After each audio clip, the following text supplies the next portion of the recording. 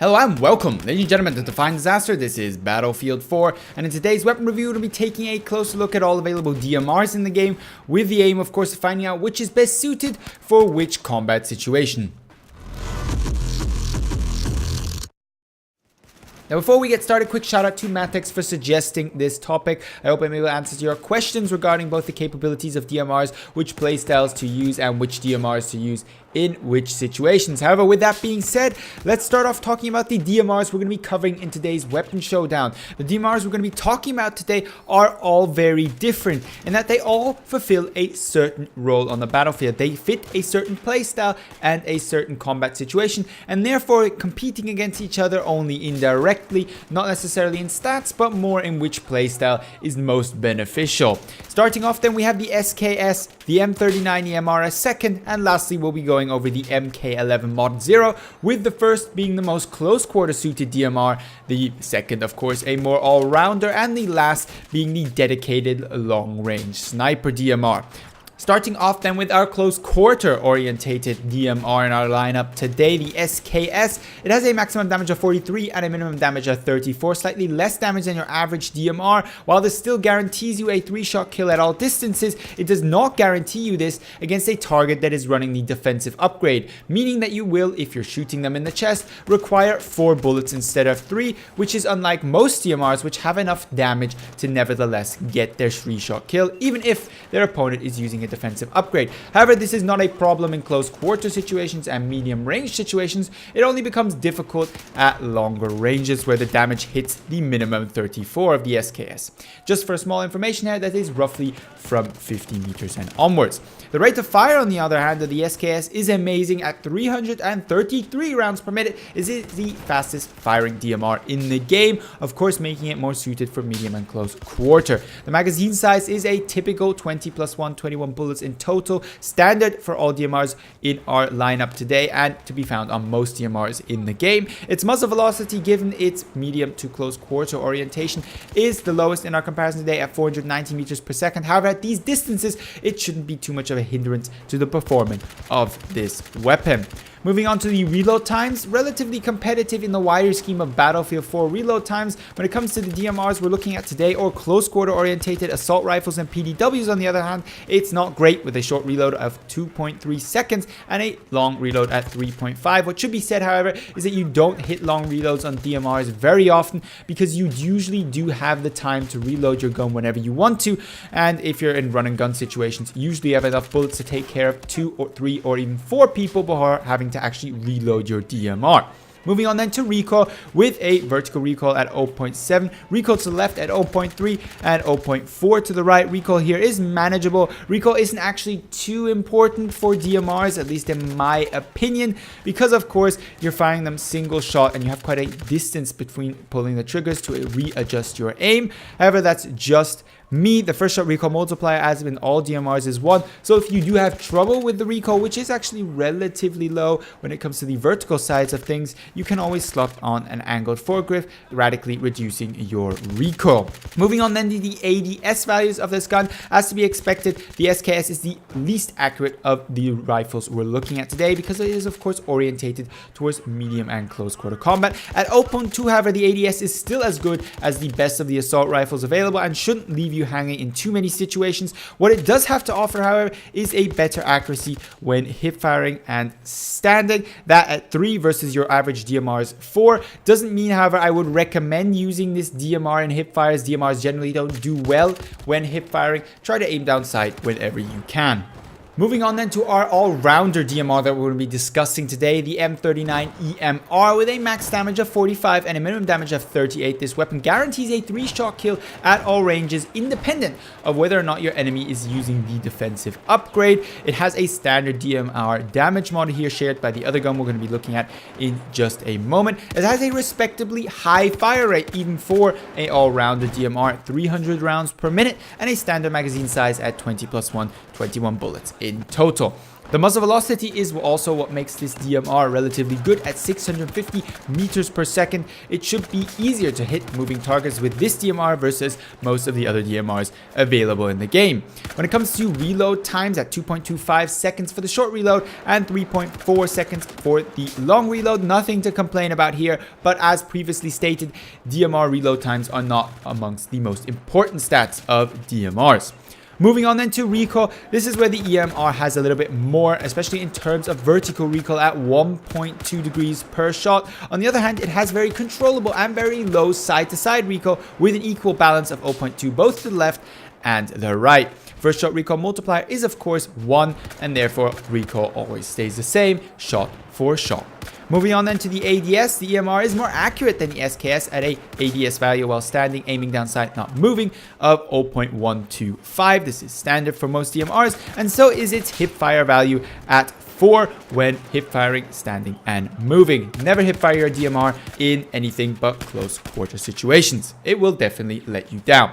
Moving on then next to the MK Mod 0. This is our long range solution for the DMRs. It has a standard 45 maximum 38 minimum damage model for DMRs. It has the slowest fire rate in our comparison today at 260 rounds per minute. It does however have a very fast muzzle velocity, just 10 below the M39 EMRs at 640 meters per second, paired of course with a once more standard magazine size of 20+1, 21 bullets in total. The reload time is surprisingly very good on the MK Mod 0, with a short reload blazing fast at 1.85 seconds and a long reload at 2.4. One could argue the MK Mod may also be good for an all-rounder situation because of its reload. However, in my opinion, it is longer range because not only of its fire rate, but some of the other statistics we will just be covering in a moment.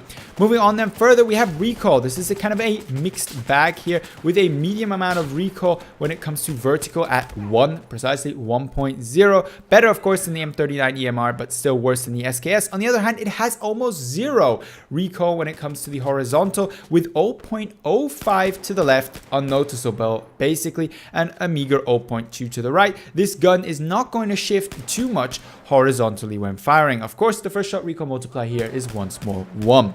Moving on to the ADS value, and this is also what helps make this gun the dedicated long-range DMR with a ADS value that is aiming down sight while not moving of 0.1. It is amongst the most accurate guns in the entire game, and certainly one of the most accurate DMRs to play. The rest of the DMR stats here from accuracy points of view are however standard, with a 4 hipfire while standing and moving value. Now with that being said, let's first cover some of the attachments that we would recommend using with these DMRs before going over their roles and how to use them most effectively.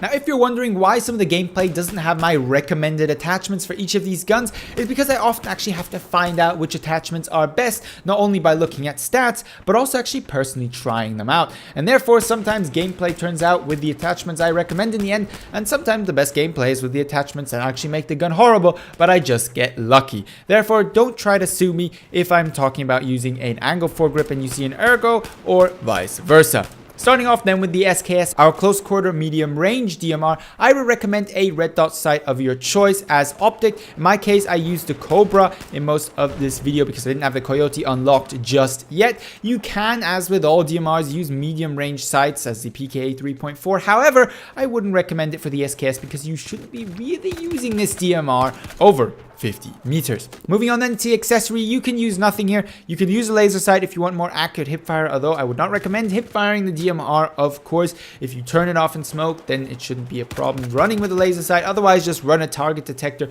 if you don't want the nuisance of having to switch off that laser sight if you think it's giving away your position.